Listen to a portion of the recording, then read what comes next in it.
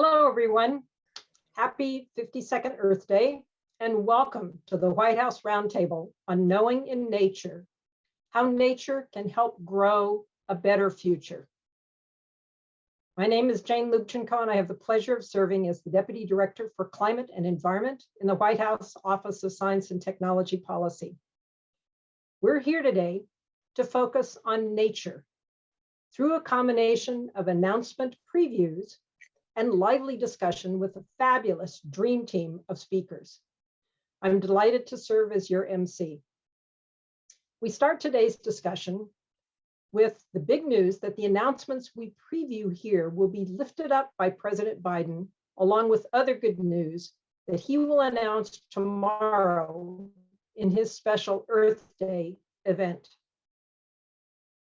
Today, we're going to give you a confidential sneak peek at some of the exciting new initiatives that will be formally rolled out tomorrow. In exchange, I request that each of you, every one of you, respect the embargo on all news from our Nature Roundtable today until the embargo lifts tomorrow morning at 5 a.m. Eastern Time. Just so there's no mistake, I repeat, we request that you keep all news from our Nature Roundtable today under embargo until 5 a.m. tomorrow morning. No tweets, no press releases, no statements, nothing published before 5 a.m. tomorrow. At that time, please do share the news. We're excited for you to engage your friends, colleagues, and social media communities on the topics we're going to be discussing today. Just wait until tomorrow to do so. If you happen to be contacted by reporters after our session today, please feel free to respond to them, but only after verifying that they will respect the 5 a.m. Eastern Time, Friday, tomorrow, April 21st, embargo for any stories or social media. We're so grateful to all of you for joining us today and allowing us to preview some exciting new developments under these embargoed circumstances. And now, to set the stage for our special event, it's my honor to introduce Dr. Alondra Nelson, Special Assistant to the President and performing the duties of the Director of the White House Office of Science and Technology Policy. Welcome, Dr. Nelson, and over to you. Thank you very much, Dr. Lubchenco, Jane. Thank you all for joining us today. Earth Day, as you know, is about the relationship between people and the environment. It's about celebrating the myriad ways in which the beauty and bounty of nature can benefit people. And it's about learning how we, in turn, can care for our natural world. In the words of scientist, author, professor, and member of the Citizen Potawatomi Nation, Dr. Robin Wall Kimmerer, quote, "The relationship between self and the world is reciprocal. As we work to heal the earth heals us." We see this all around us. Trees and forests cool our cities. Wetlands protect communities from floods and landslides. Mangroves absorb carbon dioxide from the air, helping us to slow climate change. There is a deep relationship between the natural world and humankind. And we know this thanks to decades of scientific evidence and, moreover, centuries of indigenous knowledge. We also know, thanks to the social sciences, that access to nature's beauty and bounty is not equitable. So Earth Day is also about acting on this knowledge to ensure that every community can access, benefit from, and give back to our natural environment. Science also helps us to know that when we hurt nature, we hurt ourselves, because the loss of nature is harming us and our ability to thrive, and we aren't the only ones who see it. For one, recent surveys have shown that many business leaders view nature and biodiversity loss as one of the most severe global risks over the next decade, ranking higher than infectious diseases and geopolitical confrontation. And these business leaders are right to be concerned. Crops that feed millions, for example, worth nearly $850 billion worldwide, are threatened as we lose more of our natural pollinators like bees, the populations of which have been declining for years. Moreover, the uneven loss of nature in the United States and around the world has created an unhealthy living environment and major inequities, particularly for more vulnerable populations among us. Nearly 5 million people die every year because of air pollution, including up to 200,000 people in the United States. A disproportionate number of those deaths come from historically marginalized and underserved communities. These same communities, as you know, also face a higher risk from fires, from floods, and from heat waves. These are only some of the many ways that people, nature, and the climate, health, equity, and the economy are connected. For far too long, too many decision makers, including in business, government, and other sectors of society, have failed to take these really rich and important connections into account. But now, thankfully, increasingly, many realize that they too have a stake in protecting and restoring nature. As Jane suggested, President Biden understands how important it is to recognize and strengthen these connections. And in the last 14 months, the Biden-Harris administration has taken bold, unprecedented science-based steps to address the interrelated issues of climate change, equity, environmental justice, and economic prosperity, with commitments to, among other things, conserve 30% of US land and waters by 2030, sustainably manage 100% of our ocean waters by 2026, to support tribally led conservation and restoration, including through wider application of Indigenous knowledge, and much more. We in OSTP are deeply proud to contribute to these actions, yet we know much more work is needed. This week, Earth Week, we are excited to join with colleagues across the Biden-Harris administration to announce several new policy initiatives that will improve our country's ability to understand, account for, and find solutions in nature.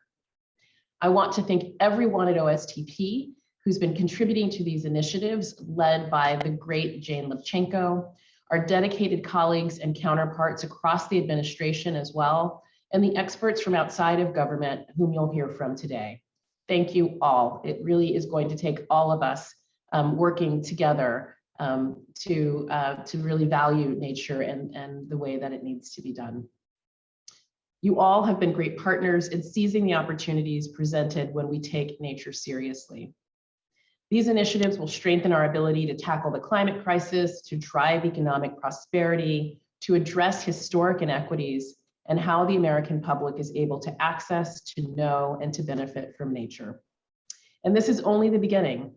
There will be more to come in the time between this Earth Day and the next.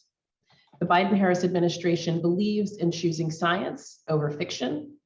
And at the White House Office of Science and Technology Policy, our duty is to look to the future and help to build a nation where policy follows science and the best evidence. As we look to this future, the role of science is clear. The evidence leads us to nature, and the knowledge that when we preserve and protect nature, it will in turn do so for us, helping us to grow our economy for everyone, helping us to achieve equity and environmental justice, and protecting our climate and our health for all of us. So with that, I'll turn things back over to Jane and very much look forward to today's conversation. Thank you so much, Alondra, Dr. Nelson, for your leadership, but also for setting our Nature Roundtable stage so nicely. Today, we will hear about 3 complementary initiatives where bold action is needed. We will preview new policy initiatives that are designed to measure, account for, and find solutions in nature. Let's dive right in with a focus on nature-based solutions. And I can think of no one better suited to introduce this topic than our very own Chair of the Council on Environmental Quality, Brenda Mallory. Chair Mallory is a critical partner in all of the efforts we discussed today, not to mention the work ahead. We at OSTP greatly value our close collaboration with you and all of our CEQ colleagues. Chair Mallory, the floor is yours. Good afternoon and happy Earth Week and almost Earth Day. Thank you so much for inviting me to join this incredible roundtable today. It is such an honor to be here with Dr. Nelson, Secretary Holland, Secretary Ramundo, and Dr. Lubchenco, and of course, all of you. President Biden often talks about the United States as a nation of possibilities, and many of those possibilities are rooted in nature, some more easily recognizable than others. When a fisher hauls in her catch or a farmer harvests her crop, nature has provided food, income, and more than that, a way of life. Some possibilities are less familiar, like investments in coastal habitats such as salt marshes and mangroves that dampen waves during storms, protecting our lives, coast, and homes. When nature is lost, so are the opportunities and hope it provides for a better world. Today, nature is simultaneously under threat because of climate change and a solution to this crisis. Whether it is wildfires in the West, superstorms pummeling our coast, or the slow destruction of nature, wildlife, and sacred places, we know we must act boldly and urgently. President Biden sees the opportunities that investing in nature can provide for a bounty of wildlife and habitat, for our security in the face of extreme weather, and for our health and well-being. The Biden-Harris administration recognizes investments in nature that benefit both people and the environment as nature-based solutions. These solutions are critical to achieving our goals for addressing climate change, protecting our health, and growing the economy. I recently traveled to New Orleans to see and learn about coastal restoration projects underway in Louisiana. There I saw restoration projects that will restore as much as 46,000 acres of important wetland and coastal habitat. The President's bipartisan infrastructure law invests $50 billion in resilience, including for projects to restore and protect our coastal communities, like New Orleans and so many others. Coral reef restorations in Florida and Puerto Rico hold the potential to return nearly $273 million each year in avoided flood damages, while also restoring valuable marine ecosystems, supporting fisheries, and providing avenues for tourism and recreation. Investing in nature-based climate solutions is not just an opportunity along our coast. We know that forests provide a host of benefits in our way of life, including reducing wildfire risk, stabilizing the climate, enhancing outdoor recreation, and keeping skies clearer, schools open, and wildlife in their natural habitats. The bipartisan infrastructure law invests over $8 billion in forest and land management activities as a way to invest in our communities. But we know there are opportunities to do much, much more. That is why I'm thrilled that we will hear directly from the President tomorrow on Earth Day from the Pacific Northwest about his vision for the role nature can play in tackling climate change. We know there is a bright future where we build with nature to reduce costs, improve outcomes, and make our communities more resilient to our changing environment. In order to be successful, we must all be engaged, and I look forward to everyone's partnership on this effort. So thank you for the work that you are doing, and happy Earth Day.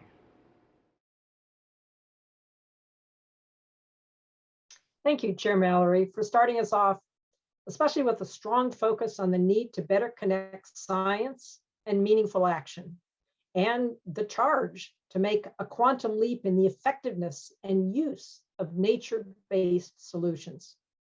We look forward to hearing more on this topic from the President tomorrow, and we relish the work ahead. My thanks as well to my OSTP colleague, Dr. Heather Tallis, who leads OSTP's nature-based efforts and has had a major hand in helping to organize today's events. Now, we realize that there are numerous impediments to fully tapping the potential of nature-based solutions. Impediments including a lack of awareness, methodologies, data, funding, workforce capacity, and priorities. Fortunately, we have a wealth of information and experiences that can inform this work. The president always challenges us to be ambitious. So let's set an ambitious goal here. Let's make nature-based solutions be the go-to option for key needs for resilient infrastructure, thriving and equitable neighborhoods, and a stable climate. For timely lessons on how that might happen, let's turn to our first panel. I'm delighted to introduce our moderator for the conversation on nature-based solutions, Dr. Laura Helmuth. Laura is a journalist who is fluent in topics ranging from the environment to science and technology to health. She has years of experience as a reporter and editor for several premier publications and now serves as the editor-in-chief for Scientific American. Laura has long championed effective science communication. As a master of translating across seemingly disparate ideas, she is the perfect person, and we are so lucky to have her at the helm for this conversation to explore connections between nature and our daily lives. Over to you, Laura, and welcome. Thank you so much, Jane. And thank you to everyone, to all of you who are joining us for these conversations during Earth Week. It is really exciting to be here and to talk about the need to embed nature in our communities and how to do that. So I'd like to introduce our first panelist, Governor Michael Chavarria. He has served for many years as the elected leader of the Santa Clara Pueblo, located in northern New Mexico. He has also served as the director of the Pueblo's forestry department, and he has worked on water quality issues in the Pueblo's environment office. So he has addressed many natural resources issues over the years. And in particular, over the past decade, he has helped the Santa Clara Pueblo community respond to a major fire and related flooding. He has forged strong relationships with several federal and state agencies, often working with the agencies to expand their programs and improve the agency's capacity for working with the environment as they respond to disasters. So welcome and thank you for joining us, Governor. Yes, thank you for the opportunity, Laura.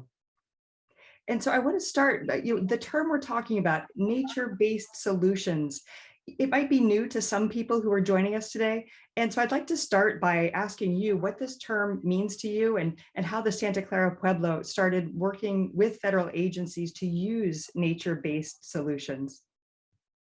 Okay, well, again, thank you for the opportunity. And to the people of Santa Clara Pueblo, nature-based solutions is an opportunity to continue mitigating environmental challenges as our ancestors have done in the past, identifying natural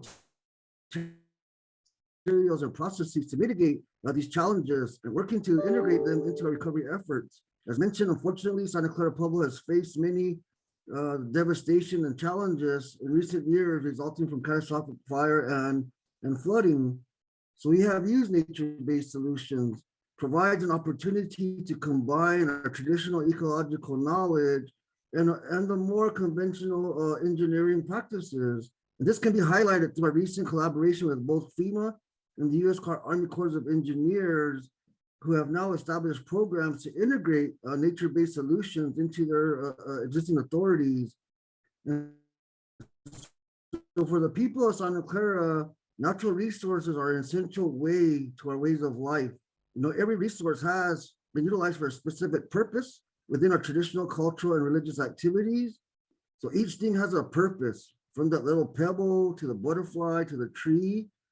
Everything we consider is a traditional cultural property because it plays an essential critical role of who we are, of living off that land and how we use them for specific purposes every day and throughout the year.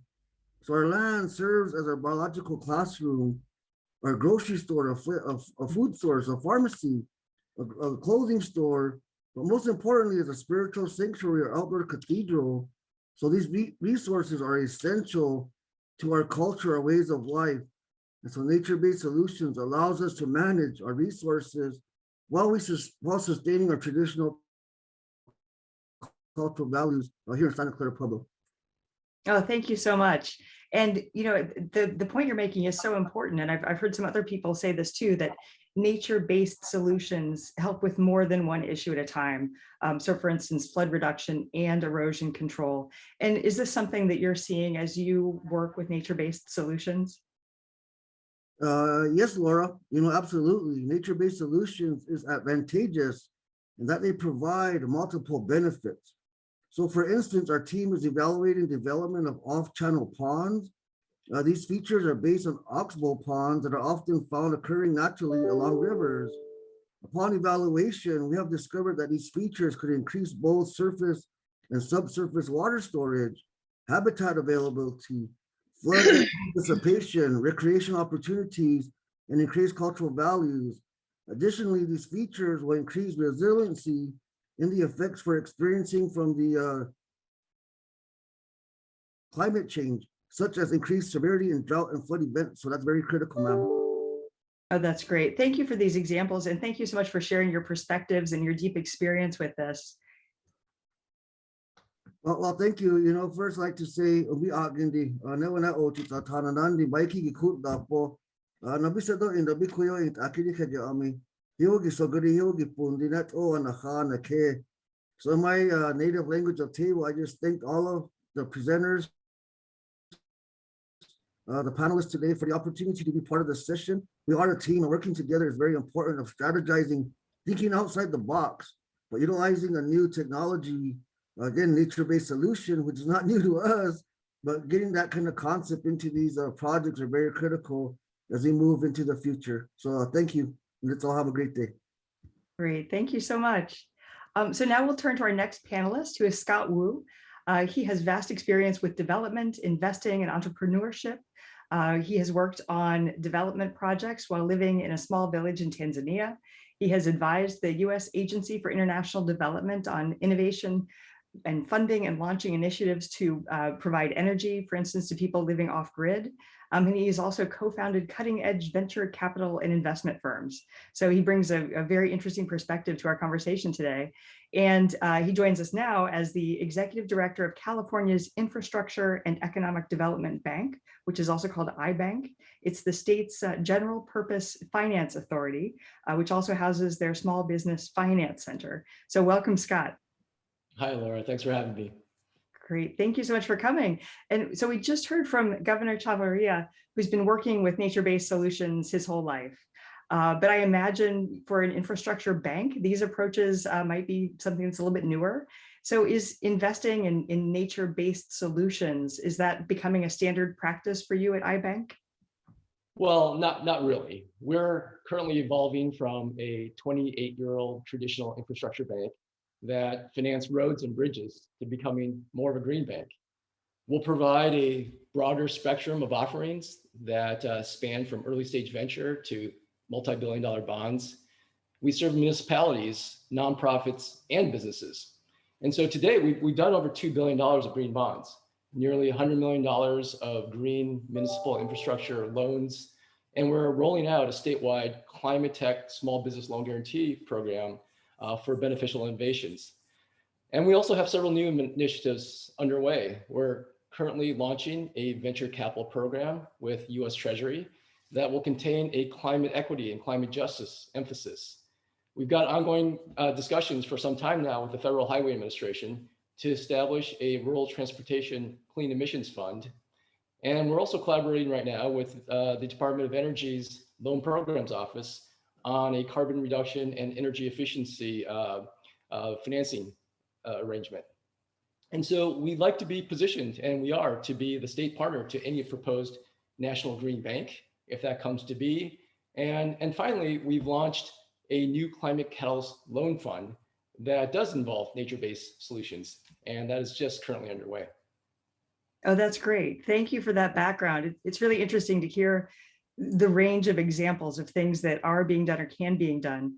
And it sounds like investments in nature are a new evolving part of your activities. What investments will you be making in nature-based solutions in the future, and how do you foresee supporting them?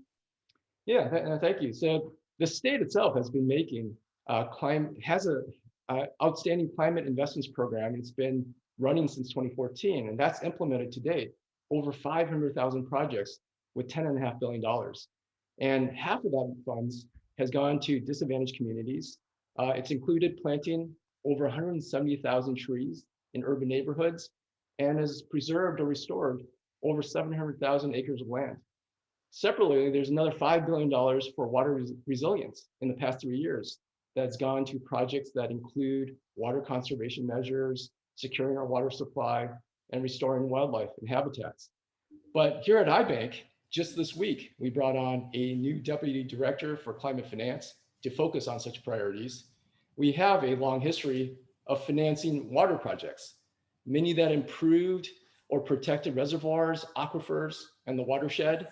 And as I mentioned, we've launched this new Climate Catalyst Fund, and we've just received our first appropriations. The first $49 million will be for forest resilience in partnership with the Natural Resources Agency and the Department of Forestry and Fire Protection to develop critical solutions and markets that can address California's wildfire issues. And soon we expect $25 million or more in this coming year's budget for climate smart agriculture projects in coordination with the Department of Food and Agriculture. So we will be progressively seeking more innovative projects that help reduce greenhouse gas emissions and make our communities more resilient to environmental challenges. The flip side, if we don't, is that our disaster relief finance programs will be in much greater demand to help communities rebuild after devastating events.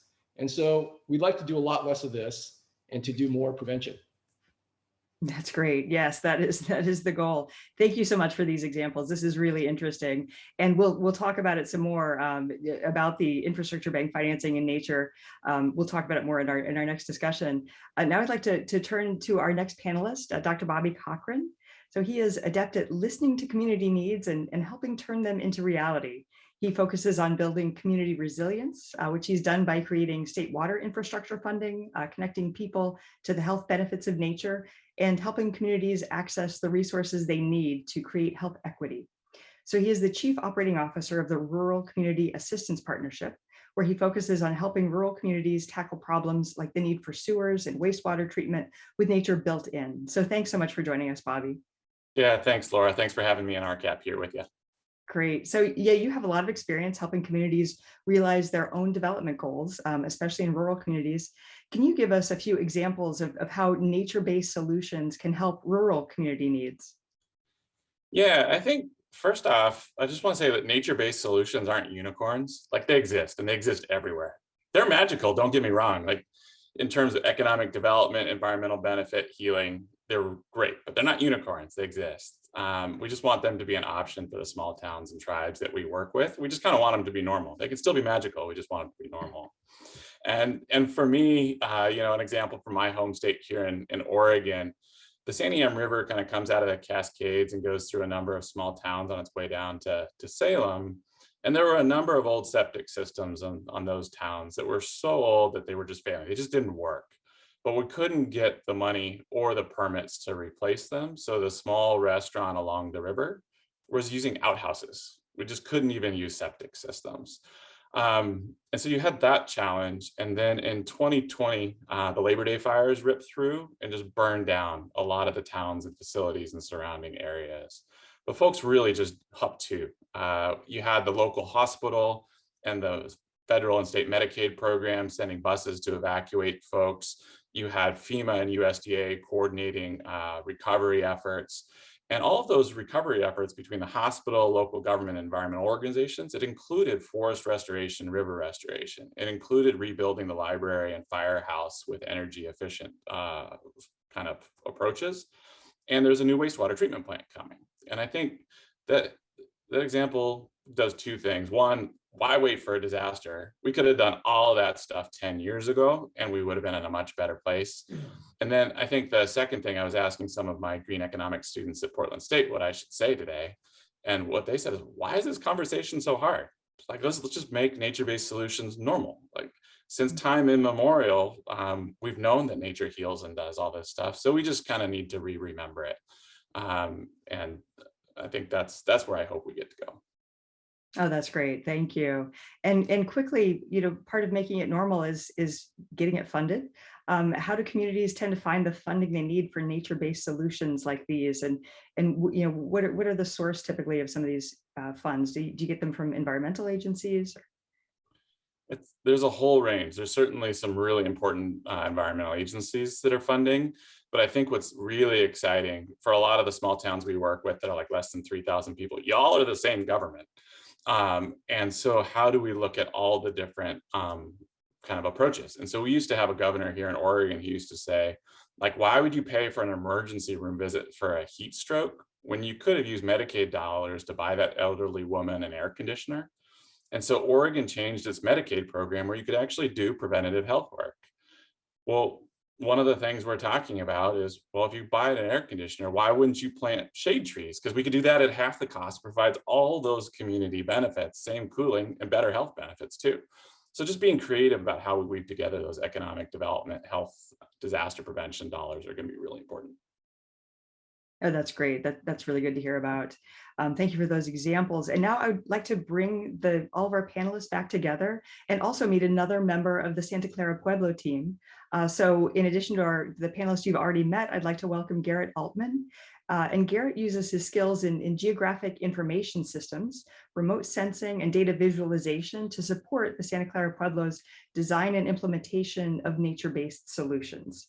So he is the GIS coordinator and project manager and is authorized to be a spokesperson from Santa Clara Pueblo for this part of our conversation. So thank you for joining us, Garrett. Thank you, Laura. It's an honor to be here today. I'm glad you could all come. So yeah, we've heard some really interesting examples of what nature-based solutions look like on the ground and in the water, not just on the ground, in the air a bit too.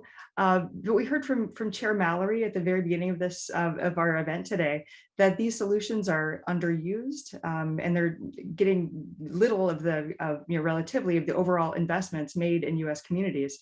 So I'd like to hear from each of you about what you think the government can do to change that. And Garrett, if that's all right, we'll start with you. Sure, Laura. Well, I think looking at why nature-based solutions is so limited in application here is that really our engineering and our design has really stemmed from a post-World War II mentality of conquering nature, not necessarily tying into it. So to support further adoption of nature-based solutions, I think federal agencies can begin by building on existing success and creating more opportunities to remove barriers. As Governor Chavarria referenced, there are 2 programs that can now serve as models to help build on this success. For instance, FEMA has adopted natural solutions in their evaluation criteria for nearly $1 billion of BRIC funding this year, which is great. That's a huge chunk of money, and it's really promoting that integration at the design and development level. Additionally, the U.S. Army Corps of Engineers has an Engineering with Nature program, and Santa Clara Pueblo has partnered with this program to develop and innovate, with new strategies to mitigate the effects of natural disasters as well as climate change. But more can be done by other agencies, we feel. For instance, the U.S. Department of Labor can encourage nature-based solutions through investments in ESG funds that aim to have a sustainable and societal impact on the world. As far as tribal participation is concerned, I have 2 suggestions.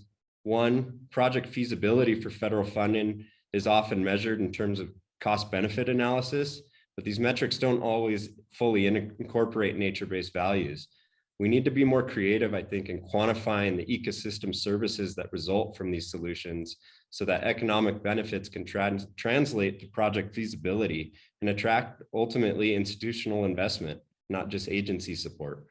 Secondly, I think it'd be important for federal agencies to continue to strategize with tribes on how to take down regulatory barriers that prevent the incorporation of these innovative and often ancient traditional practices. Oh, that's great. Thank you. Thank you for those insights. Those are really interesting, important ideas. I'd like to bring in Bobby at this point. If we could hear from you, is there something federal agencies could do differently to help communities bring their ideas about nature-based solutions to life? Yeah, I think I want to build on some of the themes that Garrett just lifted up. Because, and I mentioned kind of that concept of why can't we use Medicaid dollars to pay for shade trees? Well, Oregon is taking that one step further. They're looking at taking 1% of all Medicaid funds and moving into the hands of community investments around focused health equity. And what health equity means could be growing food. It could be access to nature and natural spaces. It could be hiring community health workers.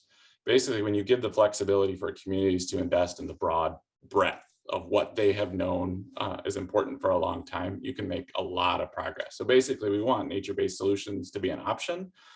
Talk to us about the outcome you want. We'll help you get to the outcome you care about. Give us the flexibility on how you get there.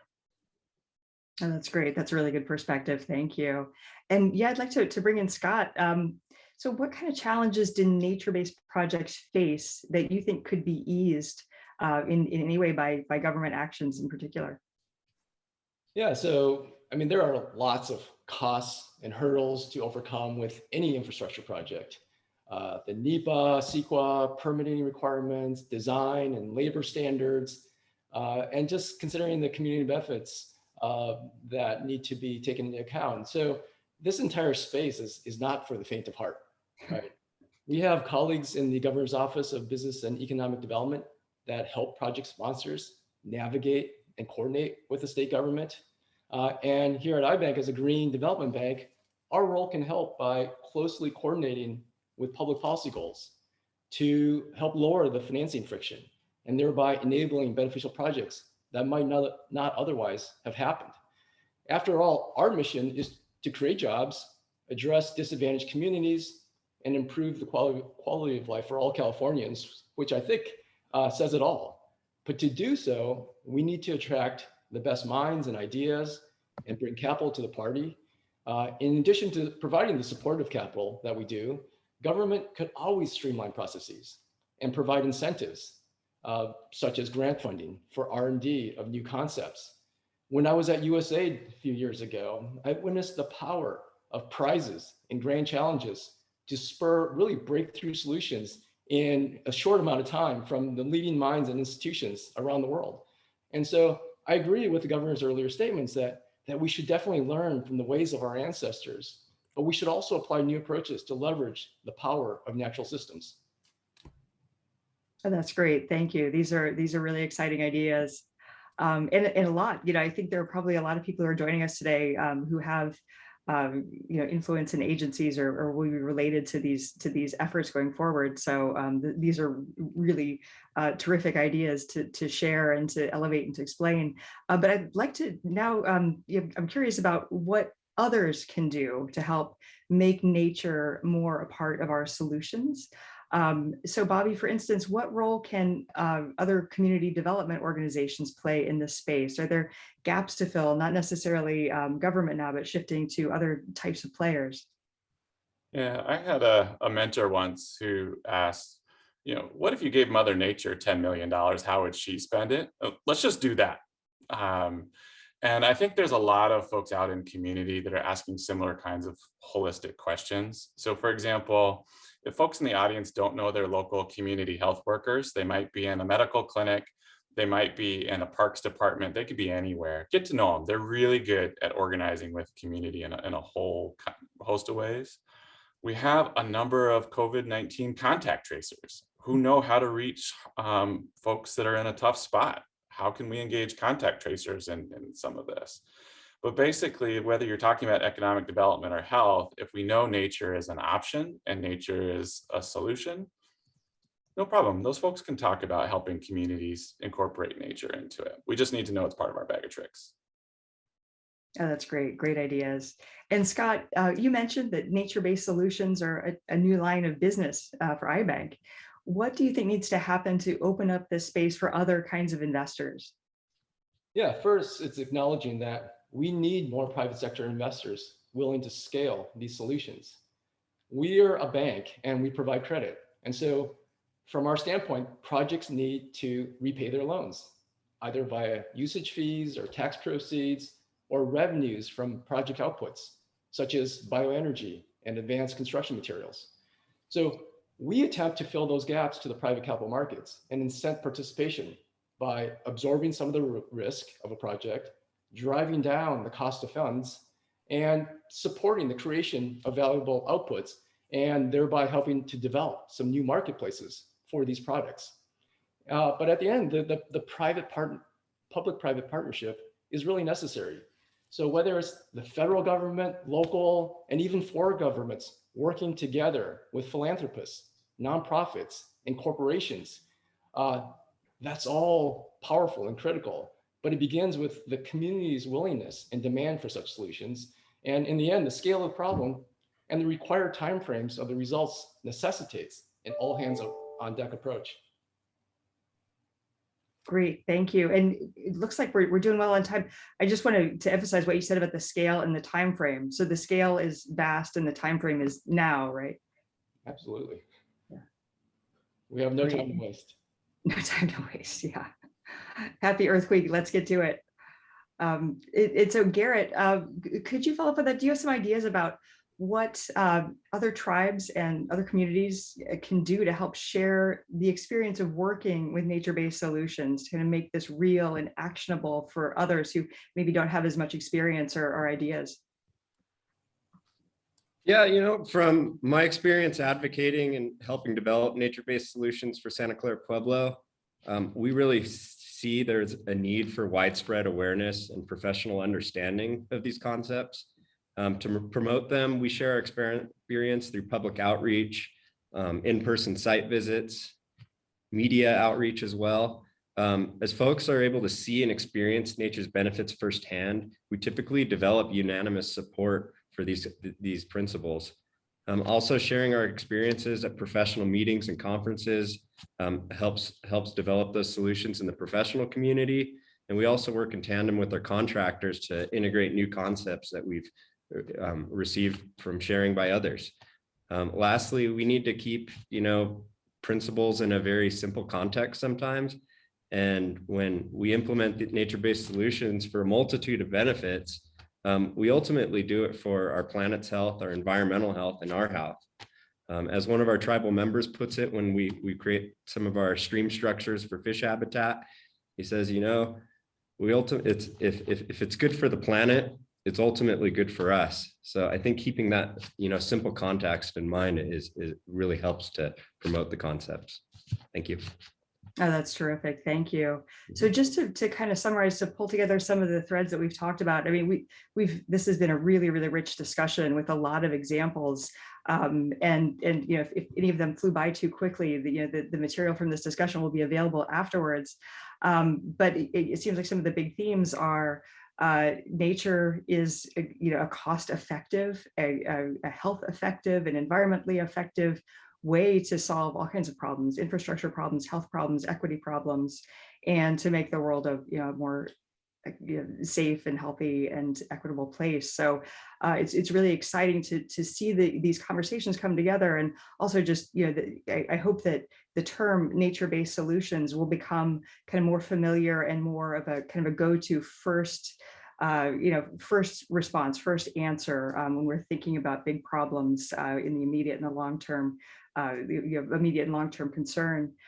So I think it's just been really important to talk about these. It's really been great to get the perspective of our four speakers at this part of the meeting. And the next two sessions are going to go into more depth about related issues. It's all, we're thinking about the big things on Earth Week, the most important questions, the most important answers. So thanks so much to our speakers for coming. Thank you to all of you who are here for this and who are going to join us for the next events. And thanks to everybody, in the federal government, in state agencies, private citizens who are thinking about ways to work with nature for the benefit of humans and environments. And I'm really excited to hear about what's going to be announced tomorrow at 5 a.m. And we'll find out about that once the embargo lifts. And so thank you so much to Jane Lubchenco also for gathering all of us today and for running the meeting. And so I'll turn it back over to Jane, and I'm looking forward to hearing the next events.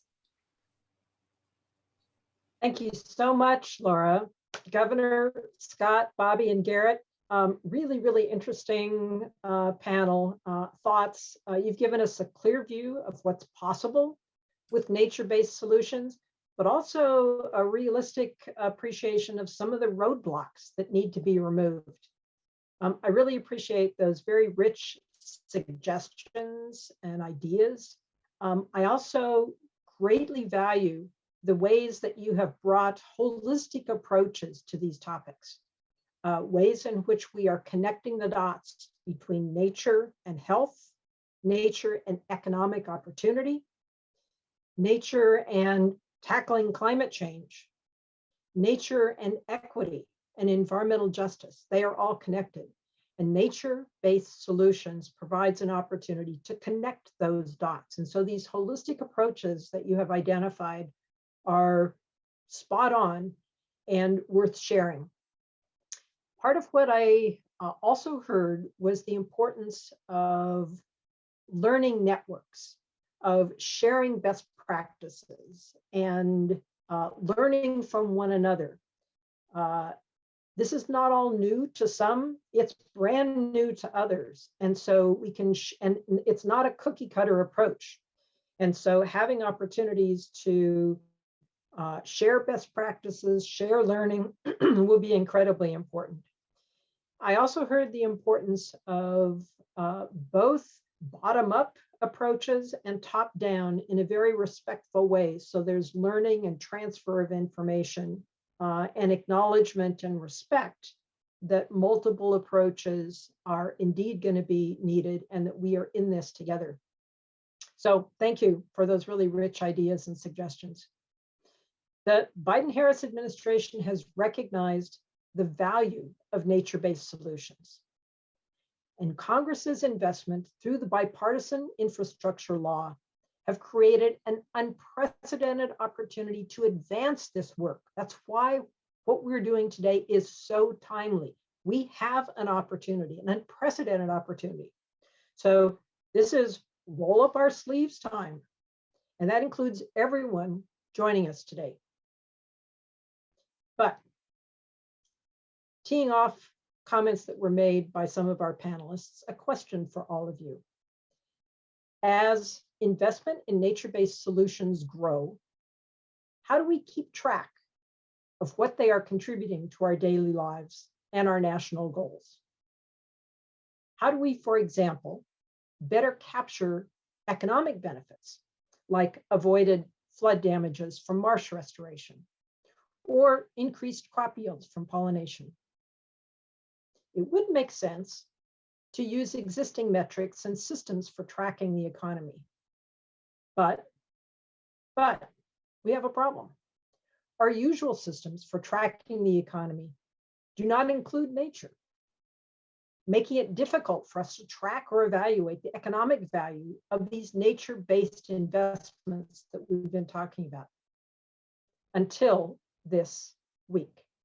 Yes, the times, they are a-changing. And now to give us a preview of some of these changes that are underway, it's my honor to introduce another key partner in our nature enterprise, the Secretary of Commerce, Gina Raimondo, who will announce a new effort that will enable us to better connect nature to the economy. Secretary Raimondo, over to you. I'm pleased to join you to discuss our fight against climate change. Here at the Commerce Department, we know that climate change creates economic risks. A stable climate and other natural assets like clean air, healthy oceans, and plentiful forests are crucial to American prosperity. Today, I'm honored to join my colleagues at the Office of Science and Technology Policy and the Office of Management and Budget to announce the initiation of the first U.S. national system of natural capital accounts and standardized environmental economic statistics. This work will ensure that we're measuring and managing our natural assets, our lands and waters, just like we do our other economic assets. It will bring us in line with the best global thinking around economic and environmental tracking and inform policy thinking for years to come. A group of experts across the federal government will take the first step in this process by creating a strategy for this new national system. With that strategy in hand, the group will turn to implementation by the end of next year. I'm also proud that the Commerce Department is taking other meaningful steps to combat climate change and nature loss. As the former governor of Rhode Island, the ocean state, I know firsthand the effect that climate change is having, its direct, its negative impact on the ocean, resulting in warming of the ocean and sea level rise. Thanks to the bipartisan infrastructure law, NOAA is investing $1.5 billion in coastal resilience and habitat restoration. We're also working to drive innovation in clean technologies that address the climate risks of today and create millions of jobs for tomorrow. The only question is whether those jobs will be here in America or somewhere else. To reach net zero emissions by 2050, we'll need technologies that don't even exist today. And that's why I'm working with Congress to get the Bipartisan Innovation Act to President Biden's desk as quickly as possible. It provides for a $52 billion investment in domestic semiconductor production and will supercharge American innovation in clean tech.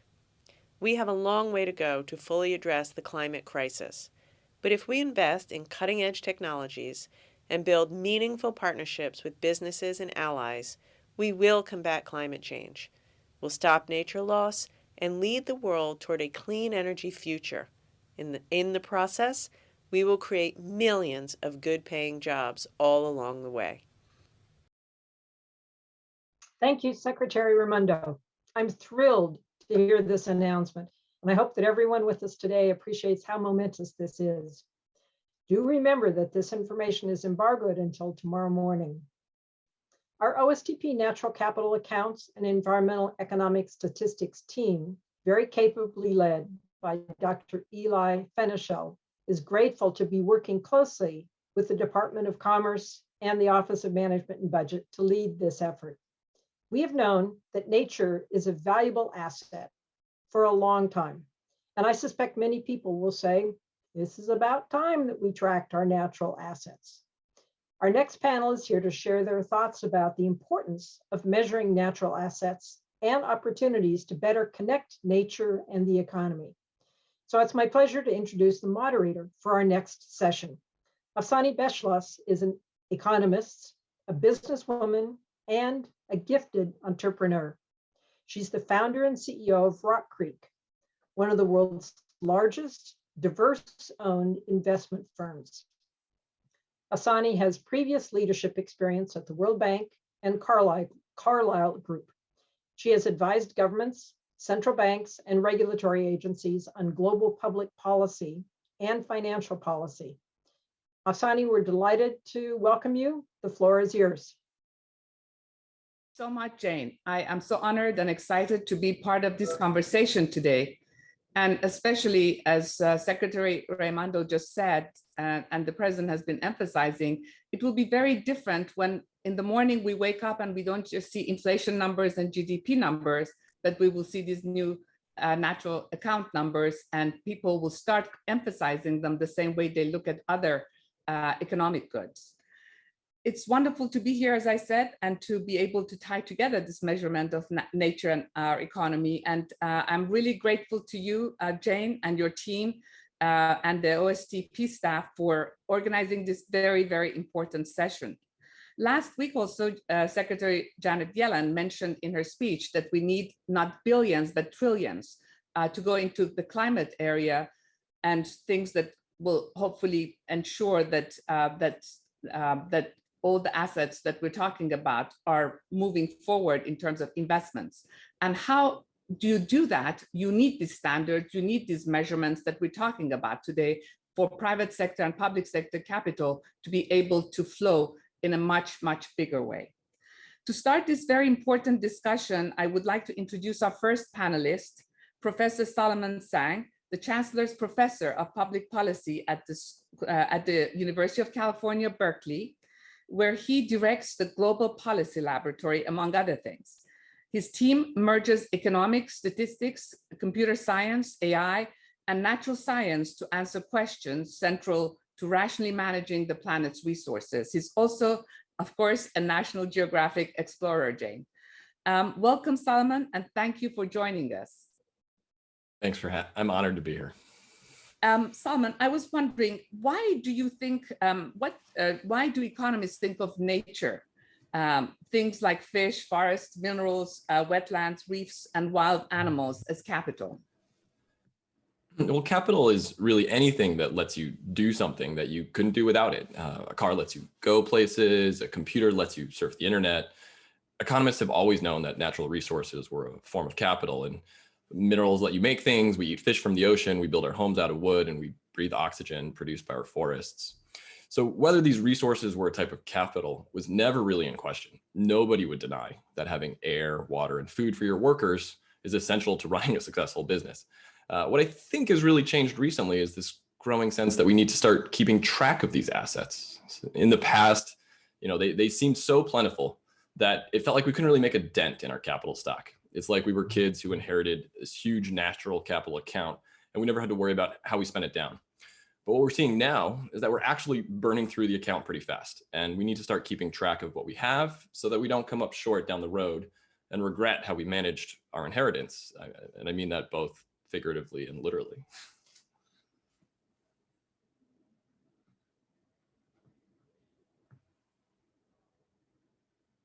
Asani, you are on mute. That makes enormous sense. And do you think we can actually measure these opportunities just like we do with capital flows or business assets? Absolutely. The data today has gotten so much better that we can now do things that were never before possible. When you're measuring an account, there's two key ingredients to measuring the assets of a business. One, knowing what different assets are worth, and two, knowing what assets you actually have. And so, in terms of our ability to price these natural assets, we've had lots of breakthroughs that allow us to carefully measure the value of resources using real world data. So for some example, when there's a lot of smog, it clouds the sky and crops don't grow so well. So we can now use satellite data and ground-based sensors and detailed data from across the country to quantify the economic value of sunlight and clear skies for our farmers. Or when wetlands are maintained, they capture water from rain and slow it down so it doesn't flood downstream communities. We're now able to pull together data on every wetland and map it to all downriver towns to see and quantify exactly the insurance value of these wetlands in avoiding flood damage. Or we can also measure the economic value of the current climate by tracing it through all the different ways that the climate supports and drives the national economy, whether by allowing workers to be productive or coastlines to be safe from storms or forests free from fires. Now, for the second ingredient, knowing how much of different assets we have, one way to do it would be to go out and physically count all the trees and wildlife and measure water in every stream. And that's an issue with the older approach, but it's very difficult to scale to an entire country. And this is where a lot of new technology is very empowering. So just for example, we have new daily high resolution satellite images from every inch of this country. And what you can do with this data is you can apply the same sort of AI techniques that we use to sort of pick out faces in photos online, but we can use that instead to count how many trees are in the forests and to see how clean our waterways are and where the wildlife is. So these technologies are going to allow us to maintain an ongoing inventory of our national natural assets in real time. Fascinating, Salman. What's next for the field? Just sort of a 1 second or a 2 second answer for that. I think what is going to be the next big challenge is bringing all the teams together and coordinating all these efforts to produce these national accounts. So we've never done that in the past, but I think we have everything in hand and all the technologies available to us that we need to do it successfully. Thank you for that. I'm really happy to introduce our next panelist, Professor Diane Coyle, the Bennett Professor of Public Policy at Cambridge University, where she co-directs the Bennett Institute. She's a regular advisor to the UK government on economic issues, including as a former member of the UK Natural Capital Committee. Welcome, Diana. Oh, it's a pleasure to be taking part in this discussion. Thank you. You've written several books, including one on the history of GDP. Why should people sitting around the kitchen table at home care that the government is collecting and maintaining economic statistics and doing national accounting? And why does it matter that the environment, natural capital are part of this system, Diana? Well, Solomon just described that natural capital assets have a direct impact on the economy and on people's livelihoods. This is literally about bread on the table. We've heard a number of examples already. about how these assets affect people's livelihood. So let's bring some of them together. Biodiversity, soil quality and water quality affect the productivity of farming and commercial fisheries. And if we don't sustain that productivity, that's going to hit food prices. Clean air affects human health and what economists call human capital, how productive are people in the workplace. Similarly, access to green spaces and mental health. Trees give us urban cooling. We can save money on using electricity to cool in a hot summer. We can build flood defenses that are much cheaper than installing large amounts of concrete, or we can clean water using reed beds instead of building concrete facilities to do that. And so it's really about common sense in saving costs and investing in productivity. And these measures give us a picture of the future sustainability of the economy. Just as no business would not have a full balance sheet, a full picture of its balance sheet, we need these measures to have a full picture of what's happening to the economy and what's likely to happen to people's livelihoods in future. I'm just curious to ask you, do economists, accountants, financial experts, treasury officials really think of nature just like any other asset a business or government might own, as opposed to trying to tell nature stories in a business-friendly language? Increasingly so, yes. And this is something that has really changed in the past 5 or 10 years. In the UK, we have a national system of natural capital accounts already in place for some years. And these are being used by government. For example, the Scottish government has natural capital accounts for Scotland, where fishing, farming, forestry are an important part of the economy. And so they're using those statistics to understand economic outcomes. The finance sector is taking risks associated with nature very seriously. For example, climate change damage and the impact that's going to have on GDP growth in future, that's a risk that needs to be priced into assets in the financial markets. I think what's new now is actually the ability that Solomon was talking about to gather the data to create these kinds of accounts in a much more timely and comprehensive way, all kinds of new data sources and new techniques. But referring back to the first panel, I would also add that local knowledge is important as well, because it's that granularity of understanding where are bottlenecks, where are tipping points going to come, and how can government at every level, but also local communities, use these measures to improve people's livelihoods, both now, but importantly in the long term, and make them sustainable. Thank you for sharing that, Diana. And it's interesting, about over a year ago, I was talking to Jane about this exact topic by coincidence, and the fact that we need young people in universities to be taught economics and finance in a very different way, and in the way that you just described. So thank you very much for sharing your perspectives. Anything, if you could sort of give us just your 2-second suggestion for what's next in the field. Gathering more of the data is really important, but Solomon used that one, so I won't say that. I will pick up on your point about education and teaching this from school, high school, all the way through to universities. I think there has been a generation change. There's tremendous interest in this, and we are going to create new generations of people who are much more aware of how integrated nature and the economy and people's livelihoods are. Wonderful. Our third panelist is Dr. Carter Ingram, the Executive Director of Pollination, a climate change investment and advisory firm. And Carter was previously Ernst & Young's Senior Manager for Climate Change. She's one of the leading thinkers on implementing corporate climate, environment, social, and governance goals. Welcome, Carter. Thank you. It's great to be here. Really an honor to be a part of this discussion with all of you. What do you expect businesses to do differently if the government creates and regularly updates natural capital accounts or other environmentally economic statistics that we talked about? And is there information in those accounts that you think businesses are missing today?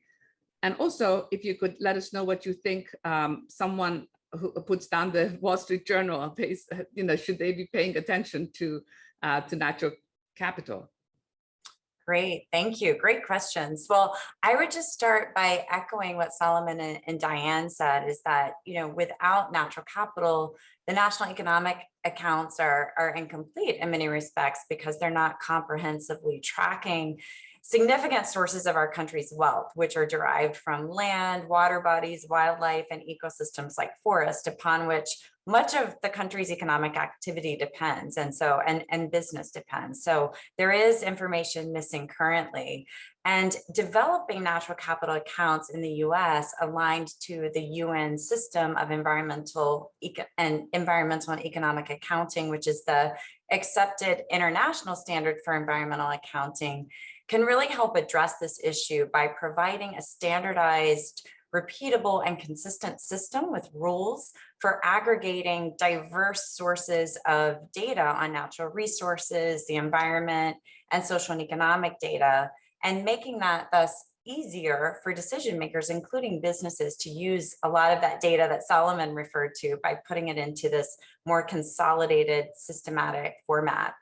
And this is really important because one thing we've heard from businesses and recent surveys have shown is that being able to access high quality, credible data has been an obstacle for businesses in managing their natural capital impacts and dependencies.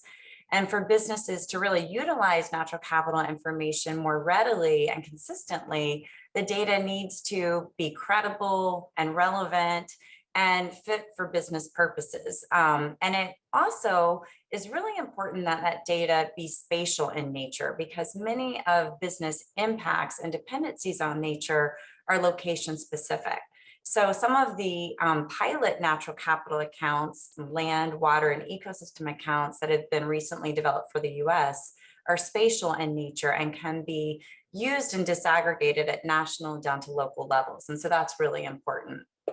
And when we think about how all of that data from these natural capital accounts could be used, there are a variety of different business decisions that would be relevant and that could benefit from this kind of information. And those include decisions around business planning, risk management, where to make investments, where to plan new initiatives, supply chain management, operations, especially related to water use, for example, asset and product pricing, how to cost effectively comply with regulations, corporate reporting and disclosures, and more generally, the evaluation of businesses' wider contributions to society. You're very familiar with the work that the US government has been doing about natural capital accounting. What do you find most exciting or likely to change? You already talked a little bit about, how business is done, but is there one or two particular things that you think will change? Yeah, well, I'm really excited about the announcement that was made today. I've been a part of a working group for the last few years that's been focusing on trying to develop a set of pilot or proof of concept accounts, land, water, and ecosystem accounts that could demonstrate how this could be done in the US. And so I'm really excited that this effort is going to move forward. And I think there are so many ways we've been exploring a lot of different ways in which businesses in particular could benefit from this. And so I think, as I mentioned, having this kind of consistent, credible, repeatable source of information on natural capital is going to be really useful. And, we're seeing companies like General Mills, for example, make big pledges to implement regenerative agriculture practices across a million acres of farmland, much of which would be in the US. And some of those natural capital accounts, particularly the land, water, and ecosystem accounts, can be used to inform where some of those investments might be best cited with respect to optimizing desired benefits for water, land, and communities, while also minimizing potential trade-offs.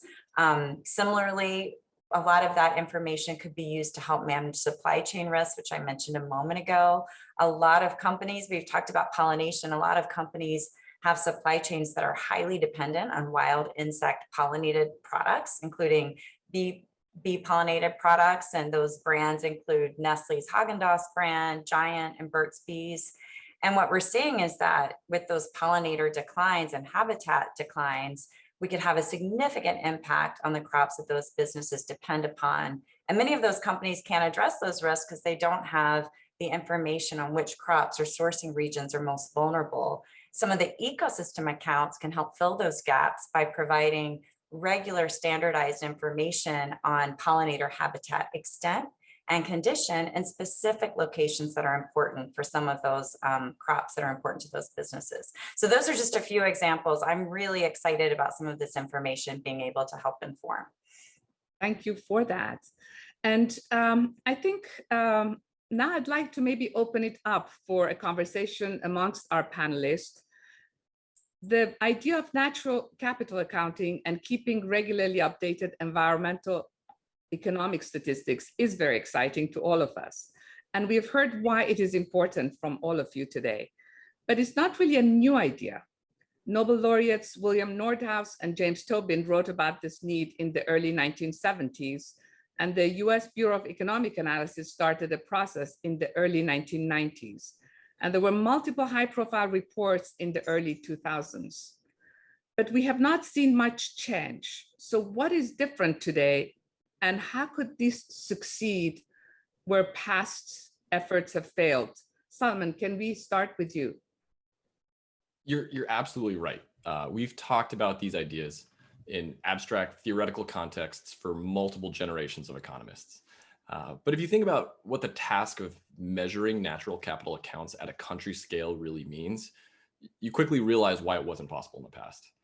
This beautiful country is huge. It is almost 4 million square miles. So first imagine trying to get out there on foot and measuring, exactly where all our natural assets are. Just counting the trees and measuring how healthy they are would take an enormous effort. And now imagine trying to update that every year. It would basically be impossible given the technology of the past. But today, innovation is really changing the game. We have more data today than ever in the past and new abilities to deploy sensors throughout the natural world and to use drones and satellites to collect data over vast swaths of the nation. So as I mentioned before, we also have AI technologies that we need to sift through this huge quantity of data. And so this explosion of data has really allowed, a golden age of environmental economists and data scientists to understand the value of these resources with a clarity and precision that's unprecedented. We've been developing new techniques and methods that combine and leverage all this data to price these natural assets the way, or maybe even better than how firms might price their assets. So for example, researchers are combining climate data with social media data like Twitter to understand how the climate supports mental health. And they're using data from distributed air quality monitors like Purple Air to understand how air quality affects the development of children. We're linking satellite images with national data on real estate, like what you see on Zillow, to understand how forests and landscapes create value for homeowners. So none of these things would have been possible in the past. So ultimately, what it really comes down to are advances in our ability to collect data, advances in the computing technology to manipulate that data, and the data science methods that are now making these new natural capital accounts possible. Thank you, Salman. Dana, you are a great historian. How do you see it from that perspective? Well, I agree, of course, with Solomon that the data and the techniques are really changing the game. But I think the ideas, the way people think about this has changed as well. The standard approach we've had to measuring economic progress is the change in GDP over time. And that emerged in the 1940s, led by great economists in the United States and United Kingdom, in a context where it was understandable that people were more concerned about rebuilding physical capital and human capital after the war.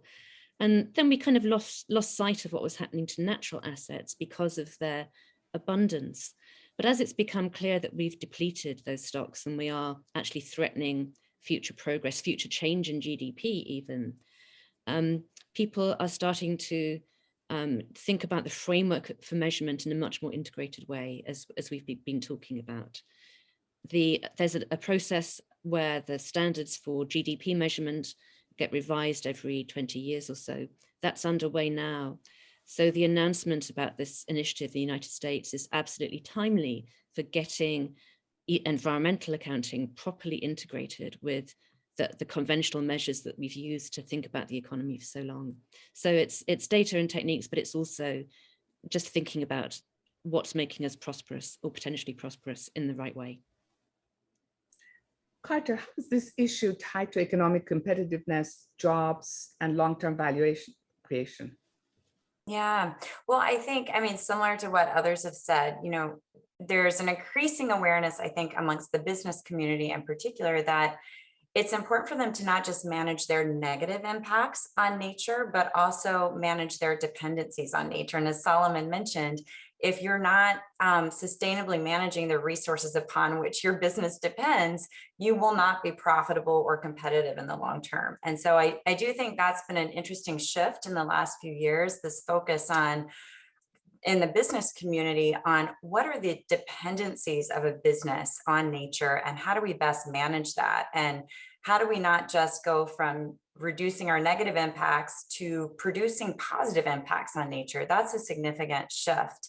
And I think one of the things that you need to do that, and Solomon touched on this as well, is you need credible information to help you manage those resources effectively. And a lot of that information, especially for companies who are trying to manage water availability, for example, in many cases, the water they need for their operations is affected by drivers that are outside of the operational boundaries in which they work. So they need data that is beyond the scope that they may normally collect information. And that's where I think natural capital accounts can be really helpful.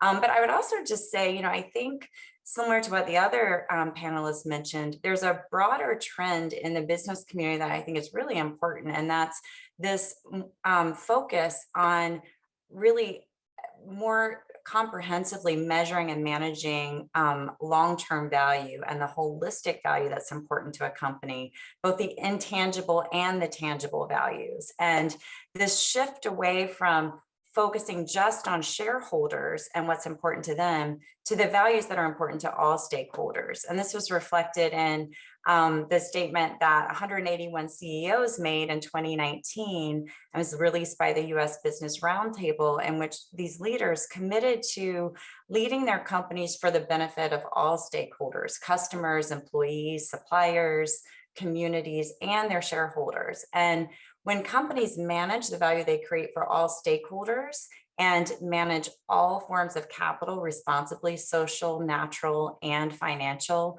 they're going to be more competitive in the future because they'll be more efficient, more innovative, less exposed to risks like natural resource degradation, more resilient to social and environmental shocks, and more aligned with growing investor, consumer, employee, and customer demands for sustainable and responsible natural resource management. And so having that information to do that is really important, and that's where the natural capital accounts come in. Thank you for that. You have all brought very interesting perspectives to this debate, and you make very convincing arguments that measuring natural capital and maintaining a regularly updated set of environmental economic statistics is incredibly important for the public good, for businesses, and for the economy, and of course, for shaping public policy. We don't hear nearly as much about the issue as we do about climate change, which we all know is, of course, critical. Is measuring natural capital just as important, and how do the issues fit with each other? We have very few minutes left, so if we could keep our answers short, I'd love to go to all three of you, starting with you, Dana. Climate's obviously very important, but it's only part of the story. And emphasizing biodiversity and other aspects of natural capital is really important because the risks there are great as well. If you think about the risks of potential collapses of food supply chains, as people have referred to. So just as we want a complete picture of the economy by including natural capital, we want as full a perspective on nature as we possibly can. Solomon, we'll go to you next. I would say that the climate is a really big asset. It is basically a form of natural capital. It's one piece of our natural capital. It's not the whole story, but it's one really big one that's worth trillions of dollars. You can think of it sort of the way you would think of like the national highway system or the internet. It is a huge piece of capital that we all share, and that makes every other aspect of the economy more productive and function and integrate in a productive way. So. Thank you. Carter?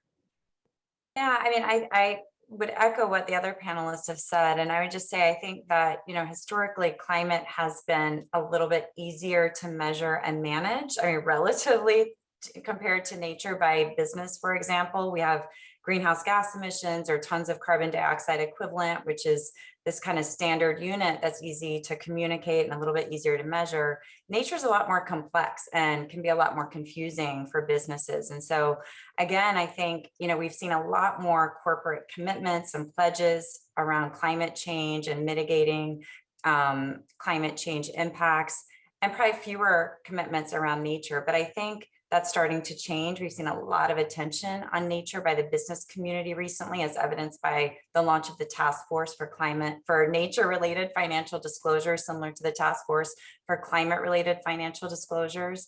And I think, again, coming back to natural capital accounts, having these accounts that regularly measure and track and provide statistics on land, water, and ecosystem services over time, I think will help make it easier for businesses and other stakeholders to really understand what our impacts and dependencies are on nature, what the economic value of nature is, and how it affects our economy and businesses. And I think that will really encourage more action and more sustainable management of natural resources that we care about. Thank you for that. And thank you all for sharing your perspectives. I look forward very much to finding new ways to partner together to help bring this very important work to more investors and to more business leaders. And if anything, and many investors are starting to create a new asset class called nature, which will be very wonderful. And I wanted to thank Jane and to thank the staff at OSTP for your critical work in this area and for organizing this event and to allowing me to be part of it. Jane, back over to you. Thank you, Sunny. And thank you, Diane, Solomon, and Carter. You've really made it clear that organizing our knowledge of nature in an accounting system to inform decisions in economic policy simply makes good sense. And I can feel the enthusiasm that is emerging. This is the right thing at the right time.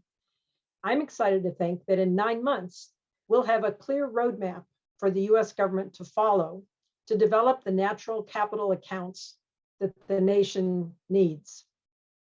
And that means that for Earth Day next year, we can expect the US government to be hard at work implementing that plan so that we have the clear, decision-ready facts that connect nature and the economy.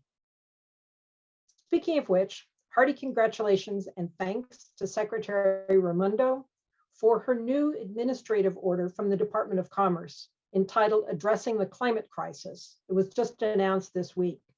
Among other things, it highlights the importance of, quote, economic accounting related to the environment, unquote, and nature-based solutions. Now, before we move to our next panel, our last panel, I want to remind everybody that the announcements that we're previewing with you today are embargoed until 5 a.m. tomorrow morning. Please respect the confidence we're placing in you. We all eagerly await President Biden's Earth Day announcements, but until then, mum's the word. Thus far today, we've heard about the benefits that investing in nature can bring, and about a new way the nation will track what nature means to the economy. Both of these efforts will give us an important lens on how nature matters to our lives that we haven't had before. But each is only part of the picture. To truly protect and recover nature's bounty and ensure that all Americans benefit from what nature provides, we need additional information. For the third key piece in our efforts, I'd now like to introduce Secretary of the Interior, Deb Haaland, to preview our next announcement, a venture in scientific and indigenous knowledge designed to help us see the big picture. Hi, everyone. I'm proud to join you from the ancestral homelands of the Anacostan and Piscataway people in Washington, D.C. for this special Earth Week announcement. The Biden-Harris administration has set ambitious goals on climate, sustainability, equity, and the economy. We recognize that nature has a key role to play in achieving each of these goals. Healthy ecosystems clean our air and water, help feed our families, and protect our coasts and communities from storms and floods. That's why President Biden launched the America the Beautiful initiative, a locally led effort to conserve and restore the lands and waters that sustain us. America the Beautiful recognizes that nature is one of the most cost-effective solutions to fight climate change. Healthy ecosystems are the foundation for healthy economies. More extreme drought, wildfires, and storms can devastate local economies, and preparing for those events can drain small communities' economic stability. Through the President's bipartisan infrastructure law and other efforts, we're driving historic investments in ecosystem restoration and nature-based solutions to create jobs and strengthen the economy. The connection between nature and the nation's priorities are obvious, but right now we don't have a clear and consistent picture for how nature is doing. For example, how are private and public lands and waters changing? What can we learn from the farmers, ranchers, forest owners, tribes, and indigenous people who have long been at the forefront of conservation? To be effective stewards of our natural resources, we must answer these questions. Today, it's my pleasure to join my colleagues at the White House Office of Science and Technology Policy and other agencies to announce that we are initiating the first ever U.S. National Nature Assessment. This new periodic assessment will give us a comprehensive picture of our nation's lands, waters, and wildlife, and help us understand the benefits of stewardship, conservation, and sustainable business. The assessment will also allow us to look ahead, to anticipate how nature might change in the future and what opportunities there are for nature to help achieve our social and economic goals. Importantly, the assessment will help illuminate the relationships between nature and the economy, public health, the climate, equity, and national security. This effort will draw on assets and expertise of multiple agencies, and the Interior Department will act as a key focal point for integrating the assessment's activities. We're starting this assessment today to emphasize how critical this information is to the American public and to decision makers. We intend to model the effort after the National Climate Assessment. Through the U.S. Global Change Research Program, we'll stand up a federal steering committee to help guide the process. Conducting this work will take time and extensive input, including from all of you. Multiple public comment periods and tribal consultations will shape this along the way, and we plan to release the first assessment in 2026. As we celebrate our Earth today and every day, I am proud to be a part of this important effort to better understand and support our nation's lands, waters, and wildlife. Thank you for everything you do to contribute to this effort and for the work yet ahead.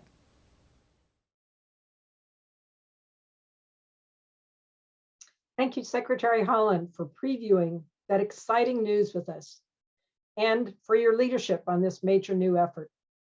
And big thanks to Dr. Heather Tallis and Dr. Michael Cooperberg, who lead OSTP's efforts on the assessment.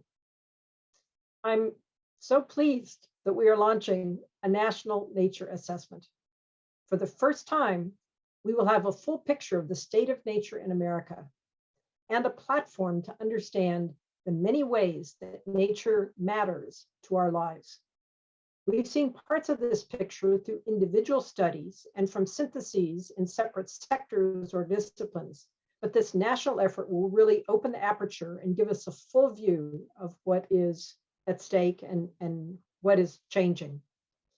Equally exciting is that we will be able to look ahead at the challenges and the opportunities to come and use evidence and knowledge to help create pathways for our nation where nature is front and center in our solutions. I'm eager to hear other perspectives on what this announcement means and why it's so important to start now.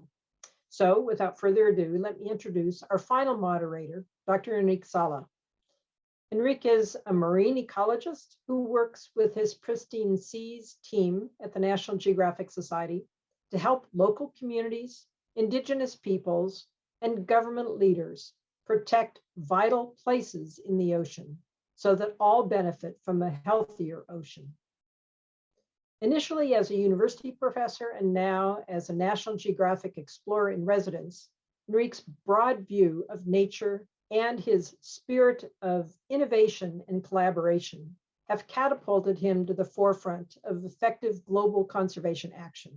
Enrique, welcome. We're eager to hear what you and your panelists have to say about Secretary Holland's preview of President Biden's announcement tomorrow and why it's so important for us to know nature better.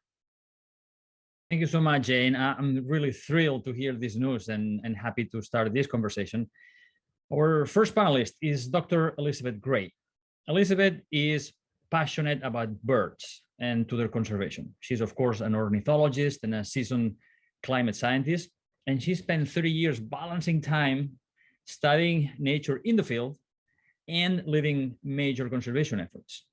Now, Elizabeth is CEO of the National Audubon Society, where she continues to connect the knowledge of the birds to powerful actions and policies for nature, recreation, drinking water benefits, and much more. Elizabeth, I know from my own work that the ocean plays a vital role in people's lives, but I'm interested in hear from you, what have you learned about ways that birds connect to people's lives? Well, thank you, Enrique. I am thrilled to be here today, and I want to start by echoing your excitement about the news that Secretary Holland just shared. So we know that several years ago, 47 million Americans self-identified as bird watchers. And during the global COVID pandemic, even more became nature lovers and bird watchers for the first time. And so now as spring migration is underway, we can all experience what here at National Audubon Society we call as the joy of birds, watching billions of birds travel across our hemisphere, making stops along the way in our parks, in our backyards. But beyond the enjoyment that birds provide, birds also provide us with many other benefits. Like bees and like butterflies, they serve as pollinators for our native plants and crops. And they also help spread spores and seeds, keeping our forest ecosystems thriving.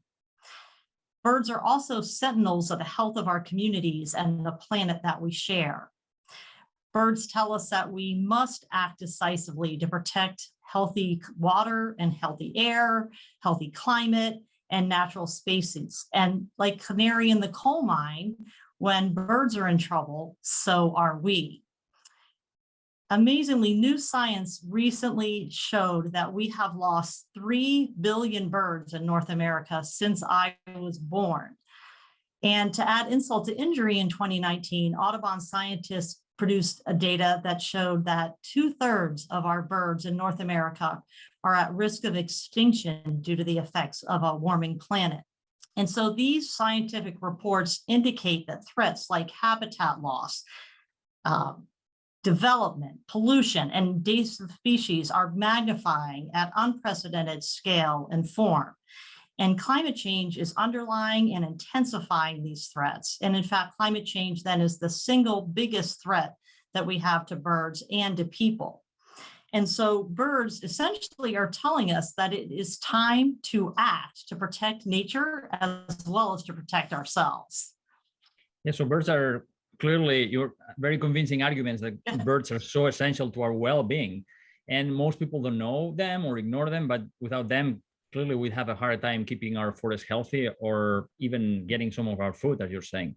Now, from where you sit, Elizabeth, leading conservation efforts for birds and their habitats, how will they benefit from this nature assessment? What would you be able to do if we had a clearer view of the state of nature in the US? So large-scale assessments like the one that's just been announced are going to help us offer clarity on where we need to do more work, who we should be working with, and sometimes even where others are already leading the way. Because birds are such strong sentinel species, conservation efforts to help them are also going to benefit other wildlife, our waterways, climate, and our communities. an Audubon report that was just published last year suggested that national strongholds for birds, our wetlands, our forests, our grasslands, and even our green spaces in our rural, in our urban and suburban environments sequester significant amounts of carbon. And there's a really great example of this in the Upper Mississippi River. So in the Upper Mississippi River, you have floodplain forests that essentially provide protection for communities that live along the river, as well as provide habitat for nearly 200 bird species. And for decades, this river system has essentially been degraded and altered, which has contributed to the decline of these floodplain forests. And so as the region continues to experience more severe and more frequent floods, what we're finding is that if you restore these floodplain forests, they can actually absorb a lot of the overflow from the Mississippi River. The trees and the vegetation that make up these floodplain store a tremendous, and they filter nutrient runoff. So they are essentially protecting our air as well as protecting our water. And these are benefits that you're going to see up and down the Mississippi River all the way to the Gulf of Mexico. So I'm sharing this story with you. What we need from a national assessment of nature is for it to help us identify other areas like the Upper Mississippi River. And so that's going to really help us understand where we should focus our conservation actions, where we will have the most benefit for birds, for people, for nature, and for climate resilient communities. Wow, that's a great story. I haven't heard that one, that birds can actually help prevent flooding in the US. That's incredible. Another reason why we need this assessment. Thank you so much, Elizabeth. We'll see you again in a few minutes. And now we're going to turn to my friend, Dr. Dawn Wright. Dawn, she's a pioneer in using data and geographic information systems to create maps and understanding.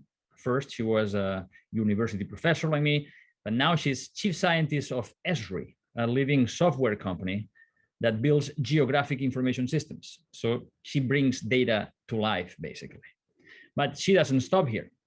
She's now scheduled to go to the deepest spot in the ocean, the Challenger Deep, 11 kilometers deep. So I'm pretty jealous about that.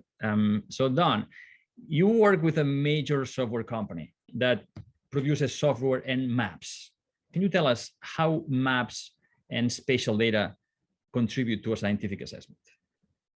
Well, thank you, my friend, Enrique. I'm truly honored to be here. And I'm so glad that you mentioned the word spatial, because in my view, spatial is special for an assessment. And I also want to thank Carter for bringing that out in the prior panel. This is because spatial does indeed lie at the heart of just about everything that matters in a scientific or an economic assessment of nature, including the birds that Dr. Gray just described. We're talking about questions such as what is where, how much is there, how fast is something changing in these different spaces and places. And so spatial software helps us to synthesize, analyze, and provide solution scenarios for the big where questions. Where are the specific indices of vulnerability to heat or drought or land cover change or flooding? Where are there near catastrophic losses in habitat and biodiversity? Where to best establish and enforce additional protected areas, both on land and at sea? We often call this using the geographic approach. And a wonderful example of this is NatureServe's Map of Biodiversity Importance, or MOBI.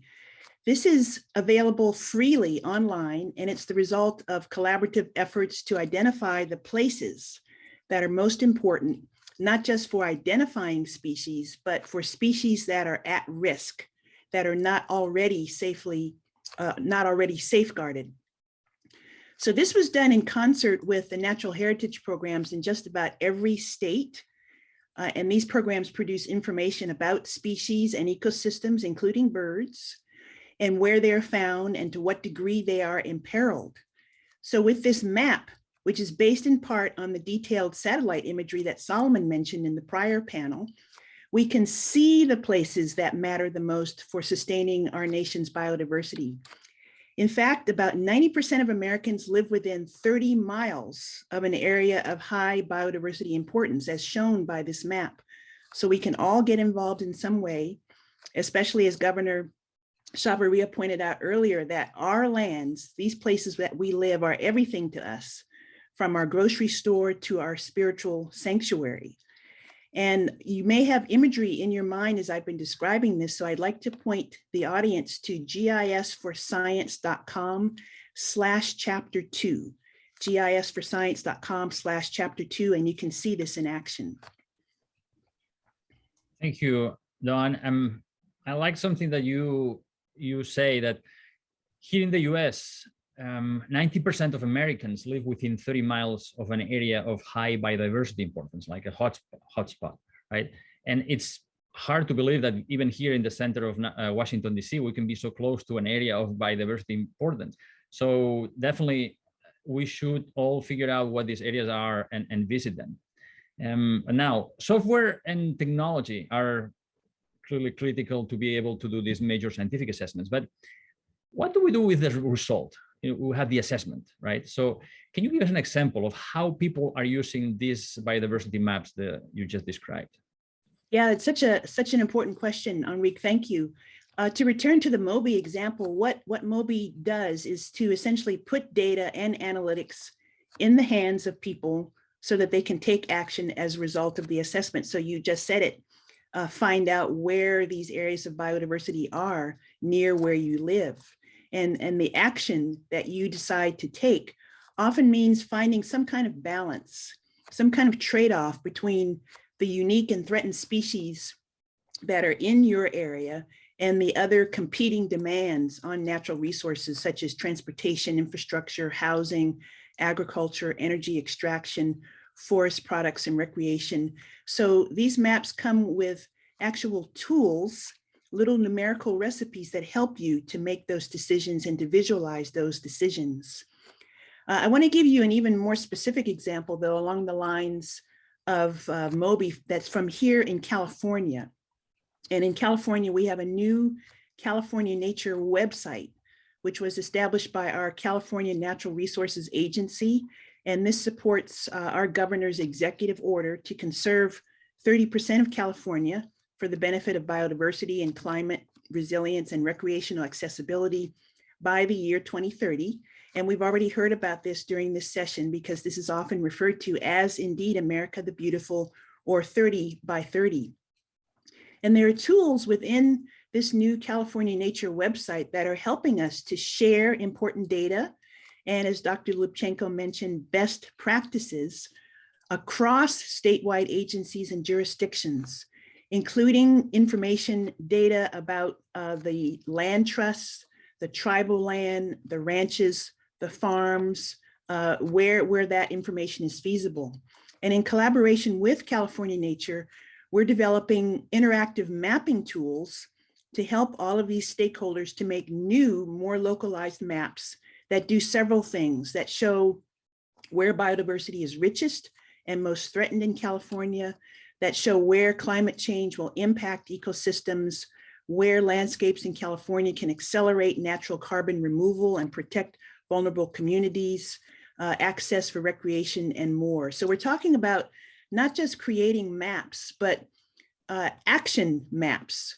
These are maps that tell us not only where things are, but what we should invest in, where we should build or protect, what to do in the face of these trade-offs, and much, much more. So this is another description where you might be thinking, what does this look like?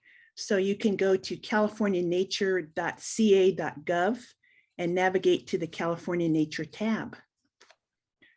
It is fantastic to hear about action maps, right? It's not just descriptive maps. This is really, really awesome. And I'd like to thank you so much, Don. I'd like to bring Elizabeth back into the discussion for the remainder of the panel. And you both have talked about what goes into an assessment of nature, why it is important to have this assessment, what it could mean for conservation and better stewardship of our lands and benefits to people in the US. But I bet that there are lots of people thinking, well, okay, how do we make an assessment, right? What information should be contained in that assessment? Because when we think about nature in the US, goes from wolves and bison to microbes in the Florida, in the Everglades, to fish in the deep sea. So what would make it most useful? Elizabeth, do you have some thoughts on this? Sure. Well, so one of the many benefits of doing a national assessment of nature is that you can have governments and academics and the nonprofit community set goals collectively. And so an ideal assessment of nature, at least from my perspective, should have a number of different things in it. First of all, you could identify places that are currently high value habitat for birds, for other species, and for carbon sequestration. You should provide data, let's say, on threatened and endangered species, as well as species that are really in steep decline. And that's so we can start acting before the odds are really stacked against us. And when you look at most past assessments of nature, they haven't included people-centric data. If, though, however, we include people-centric data, we'll be able to identify threats, or what we here at Audubon call conservation challenges. And that will help us so that we can tackle these challenges that places and communities are facing and come up with more creative solutions for how to tackle them. And so this fall, we're actually at Audubon going to be releasing a tool called the Bird Migration Explorer, which is drawing on data from many, many different partners, including the Cornell Lab of Ornithology. And what this Explorer does, it assembles data on the migratory patterns and movements of birds across the Western Hemisphere. It highlights where they go on their incredible journeys, as well as the challenges that they face. And so as you all know, birds and wildlife, they don't see city and state and country boundaries. And so by combining tools like this Bird Migration Explorer with a national tool like a national assessment of nature, what we can do is identify win-win opportunities for birds, for nature, as well as figure out what areas we perhaps want to tackle in terms of policy initiatives. It seems that what you mentioned before about the benefits that birds provide to people in the US, that the win-win-win is a no-brainer, right? It's implicit. If we preserve birds, they will help us preserve ecosystems and the benefits they provide to people. So I think it's a very strong argument. Dawn, what other information you think would be useful? Well, as I mentioned before, this idea of helping us to understand trade-offs, and again, with a spatial approach, we can make maps in a national assessment of where these major trade-offs are and what actions we should take. So I'm talking about trade-offs between, say, wild grasslands and mineral exploration, roads and bridges, wildlife. And in California, a big example is the intersection of mountain lion habitat corridors with California freeways. That work has been going on for many years and will continue, and hopefully it will gain traction as part of a national assessment.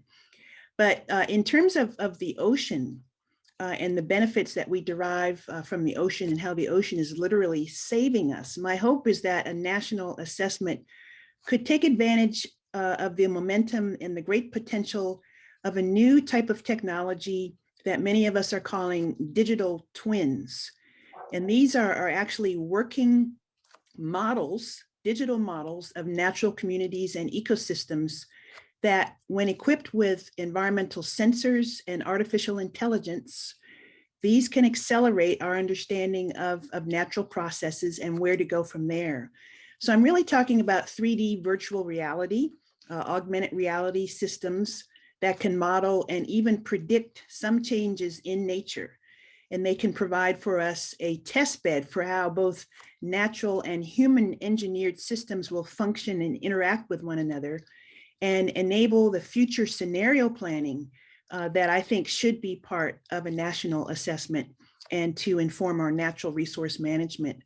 So a couple of examples. My company, Esri, is working on a local scale digital twin right now in collaboration with the Nature Conservancy for the 24,000 acre Jack and Laura Dangerman Preserve in Central California. And we're also a partner in the new UN Ocean Decade program that's called DITO, or Digital Twins of the Ocean, and that is at a global scale. And in DITO, what we're trying to do is to get to a more intuitive access to existing really vast stores of ocean data and models and simulations, including the air-sea interactions that affect weather and climate, and for all manner of ocean observing platforms such as buoys, robots, ships, satellites. And normally these types of platforms help us to understand what is the state of the ocean today, or how will it change tomorrow. But a well-constructed digital twin will enable a wider range of users to interact with these existing digital assets, but again, exploring into the future. What is going to happen as a result of these actions that we're taking as humans? How will the ocean change over the next few years depending on certain human actions? So we're thinking of the marine protected areas like your pristine seas, fisheries and mariculture, ocean-based tourism, ecological forecasting, of course, weather forecasting, marine infrastructure development in the wake of sea level rise, interactions between all of these with an ever-growing collection of data streams. So I think this should be part of a national assessment and would be a wonderful way to track its progress. So those are my thoughts. It's great to hear that there are digital twins to help improve the real world, right? Instead of building these 3 digital twins to escape from it. Yeah. But you know, this assessment, you know, it's so mind-blowing, right? It's such a major undertaking, and it's going to probably include hundreds of experts in many different fields. But like Secretary Haaland mentioned before, there are people out there, Native Americans, farmers, rangers, fishermen, who are not professional scientists, but who know a lot about natural history of the lands where they live and the waters they use. So my next question is, how can citizens contribute to this assessment, right? And since you mentioned what you're doing with digital twins, Dawn, is there a way for software companies to contribute to an assessment like this, in addition to the digital twin? Yes, absolutely. One of the things that software companies like Esri do, we are in the business of putting data and digital technology into the hands of people, into the hands of little children even, all the way up to policymakers. And a lot of the ways that we do this is by aggregating environmental data so that it's easier for everyone to understand what that data should be used for, how to work with that data. And we specialize in the analysis of that data. So it's essentially putting the data to work for everyone. That's one way. And I'm going to go through 4. So number 2 is, we can also contribute by empowering our partners and our customers, including state, local, federal governments, to develop and deploy that data and technology properly for a national assessment. So one way to do this is it's helping our partners and our customers to find the data, and this was mentioned in prior panels, and to give them the skills to accomplish this. And we at Esri provide one specific solution, which is an open data hub technology or portal. And that helps to provide easier access to key federal data resources, including maps and apps and web GIS data layers. And this is also coupled with the necessary workflows and instructional materials. And as Dr. Lubchenco mentioned, again, the best practices to teach people how to easily and effectively use that data and to develop their own customized solutions. Number 3, and this is also very important and emerging, and I liked how the prior panel brought this out, we companies can use our own voice by supporting and advocating for ecosystem-related public policy initiatives that measure and manage these ecosystems at the national and global scale, but also at the local scale. And then finally, One point of these assessments is to drive action. So this applies to us as companies. We companies can take responsibility for our own land and greenhouse gas footprints. So we can indeed move our operations toward carbon negative and water positive and zero waste, again, as the prior panel discussion brought out. And we can take responsibility for protecting more land than we use, and many other actions. If enough of us, if enough companies take these actions, we'll start to see the results not only in our lives, but hopefully in the findings of future assessments. Thank you, Dawn. Elizabeth, we know the role that conservation organizations play, but how can organizations like Audubon can help citizens help with an assessment? Well, for over a century, we have been at Audubon conducting something called the Christmas bird count. And in fact, this year we're having the 123rd Audubon Christmas bird count. And this is in fact the longest running community science survey project in the world, where members of the public essentially count every bird they see within a particular area year after year. And the beauty of this is that this data set has allowed Audubon scientists to look back over a century at the Eastern United States and essentially say definitively that climate change, as well as the ways that people have altered the landscape, has negatively impacted birds. So there's a lot you can do with it. I also think it's worth noting that the birds that we pledge to protect, they differ in size, in color, in behavior, in geography, and in countless other ways. And so by diversifying our data collection efforts, by asking people like those who are listening in on today's panel, by asking ranchers, farmers, forest owners, basically landowners, and others all across this country to help participate in the data collection for this national assessment of nature, we're going to strengthen our understanding of our natural resources in a way that ultimately creates a better planet for all of us. Thank you so much. 123 years, that's extraordinary, really. Congratulations on this. It's very impressive. So it seems like the new nature assessment is going to be key for the future of not just nature, but the future of our nation. Because everything we need to survive, oxygen, food, clean water, depends on the work of other species. And our economy and our health, as we have seen because of the COVID pandemic, depends on a healthy environment. But we don't know how most of these species and the ecosystems they build are doing. But this is crazy. This is like not knowing how much money you have in your bank account.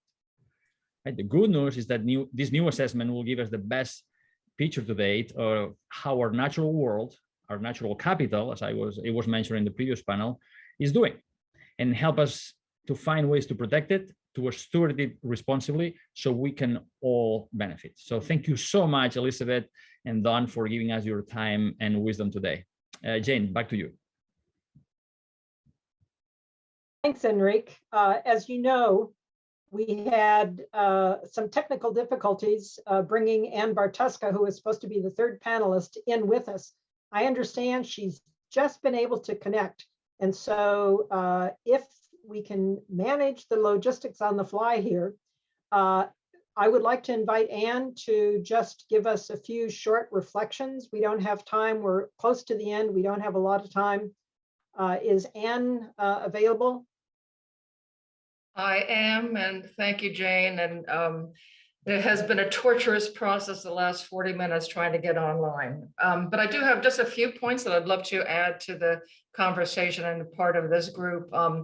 One, I just think the opportunity for a national assessment is just so incredibly timely.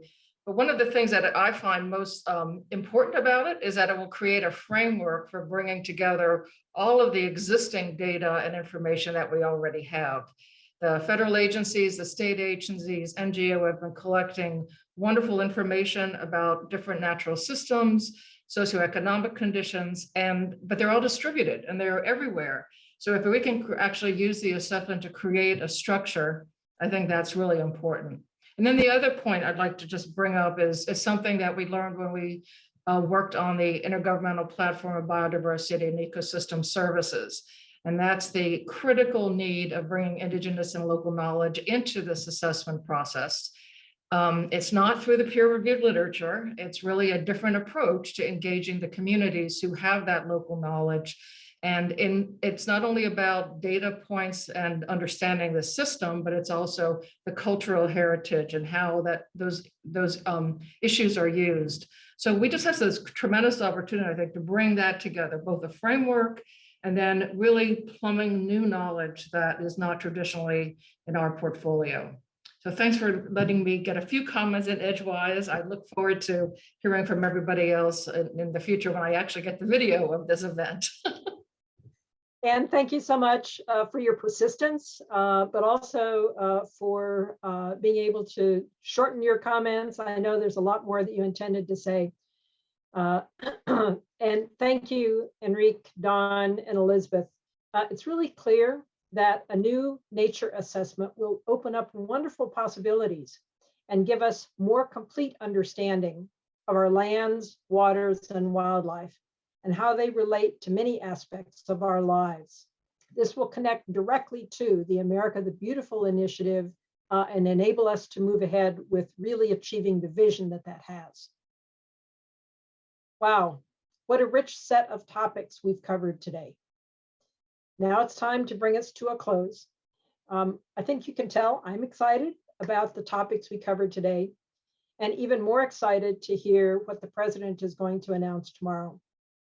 I remind you one final time to refrain from sharing the initiatives we've previewed until tomorrow. Today, we heard loudly and clearly that nature matters. It matters to our health, economic prosperity, to equity and environmental justice, and to tackling climate change. The initiatives that we launched this week are timely and critical to our future. The facts show that nature is at the heart of American life and prosperity and progress. And with the initiatives discussed today, we're taking ambitious action to make sure that knowledge drives policy and action. We will soon be on track to change the way we measure our nation's wealth, intentionally recognizing what nature contributes. Soon, nature will no longer be invisible on the nation's balance sheets. Complementing and working with the new natural capital accounts, the first ever National Nature Assessment will highlight nature's connections to society, helping us see nature in its own glory and helping us see how much nature matters to our health, our climate efforts, equity, strengthening national security. These initiatives will help people with different lenses on the world come together and recognize how conserving nature and managing it wisely ensures that we as individuals and as a nation are better off and better prepared. And finally, we're sending the clear message that there's no reason to wait to invest in nature. We know enough to invest in nature-based solutions now as we meet our needs for revived infrastructure, charge forward on climate mitigation, and help communities see through their plans for resilient and prosperous futures. New efforts to adopt nature-based solutions can build on tried and true solutions. In closing, I want to thank all of those who helped galvanize the changes underway that we've been talking about today. To our federal colleagues who are co-leading these efforts, thank you for your vision, commitment, and partnership. To all of you participating in these efforts, we need your continued partnership and your expertise. To my OSTP colleagues who have been the driving force to make all this real, thank you. I know we'll be seeing more from you.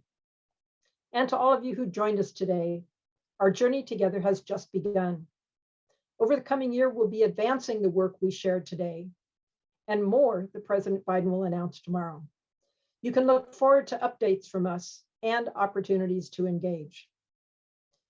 We'll also explore the connections with nature that we didn't have time to get into today, how nature matters for our health, how healthy nature is a critical part of our national security, how equity cannot be achieved across the country unless nature is improved, and what more nature can do to stabilize the climate and make a changing planet more livable.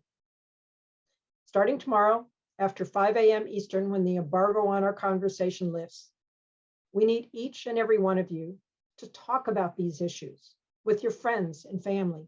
Discuss with your colleagues what nature and nature-based solutions might mean to your businesses or your community.